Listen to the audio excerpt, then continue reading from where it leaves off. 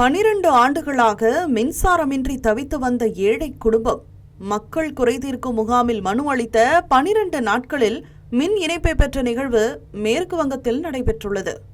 மிதிவண்டி பழுதுபார்க்கும் தொழிலாளியான கிருஷ்ணா பௌரியின் குடும்பத்தினர் புருலியா மாவட்டத்தில் வசித்து வருகின்றனர். நிலத்தகராறு காரணமாக கடந்த 12 ஆண்டுகளாக மின் வசதியின்றி இருளில் தவித்து வந்தனர்.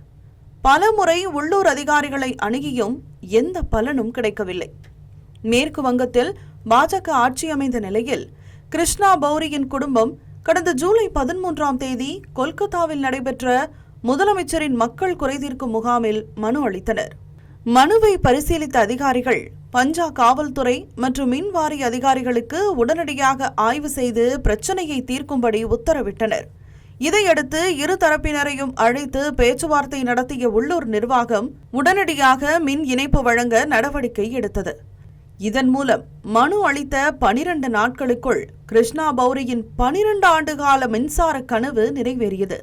இதனால் மகிழ்ச்சியடைந்த அக்குடும்பத்தினர் தங்களின் நீண்ட நாள் துயரத்திற்கு முற்றுப்புள்ளி வைத்த பாஜக அரசுக்கு நன்றி தெரிவித்தனர்.